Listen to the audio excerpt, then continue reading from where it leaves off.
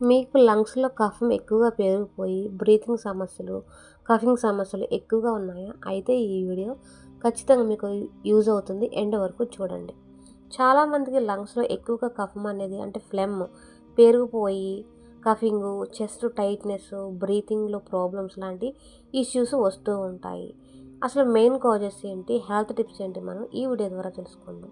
లంగ్స్‌లో కఫం అనేది ఎక్కువగా పెరిగిపోవడానికి కారణం ఏంటంటే cold, flu, viral infections, allergies, smoking, passive smoking, asthma problems, cold foods, అలాగే cool drinks, cold water, acidity, జెడ్ ప్రాబ్లమ్స్, వింటర్ సీజన్లో వాటర్ తక్కువగా తాగడం వలన, అలాగే వీక్ ఇమ్యూనిటీ వలన కఫింగ్ అనేది ఎక్కువ వస్తూ ఉంటుంది. ఇంకా ఇంట్లో మనం తీసుకునే సింపుల్ టిప్స్ ఏంటంటే రోజుకి 1, 2 సార్లు స్టీమ్ చేయడం అనేది చాలా మంచిది. ఇట్లా చేయడం వలన కఫం అనేది లూజ్ అవుతుంది. సో, రోజుకి 2 సార్లు మీరు స్టీమ్ చేయండి. అలాగే తులసి ప్లస్ అల్లం టీ. ఈ తులసి ఆకులు ప్లస్ కొంచెం అల్లము బాయిల్ చేసి ఈ టీ తాగడం వలన కఫం అనేది పోతుంది. రిలీఫ్ ఉంటుంది. ఇంకా హనీ ప్లస్ పెప్పర్. ఒక స్పూన్ హనీలో కొంచెం పెప్పర్ పౌడర్ మిక్స్ చేసి రోజుకొకసారి తాగండి.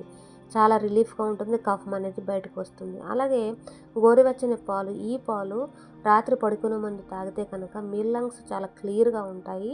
చాలా రిలీఫ్‌గా ఉంటుంది. నిద్ర కూడా ప్రాపర్‌గా పడుతుంది. అలాగే వార్మ్ వాటర్. కోల్డ్ వాటర్ని మీరు అవాయిడ్ చేసి వార్మ్ వాటర్ తాగడం అనేది చాలా మంచిది. ఇంకా నోరుని పుక్కిలించండి. కొద్దిగా ఉప్పు కలిపి ఆ నీళ్ళని మీరు నోరుని పుక్కిలిస్తే కనుక కఫం అనేది బయటకు వస్తుంది. ఇంకా త్రోట్‌లో కఫం అనేది తగ్గుతుంది. అలాగే తినాల్సిన ఫుడ్స్ ఏంటంటే garlic, ginger, black pepper, turmeric, ఇంకా సిట్రస్ ఫ్రూట్స్ అయితే లెమన్, ఆరెంజెస్ ఇవి మీకు ఎలర్జీ లేకుంటే తినండి. అలాగే వార్మ్ సూప్స్, వార్మ్ వాటర్ తాగడం అనేది చాలా మంచిది.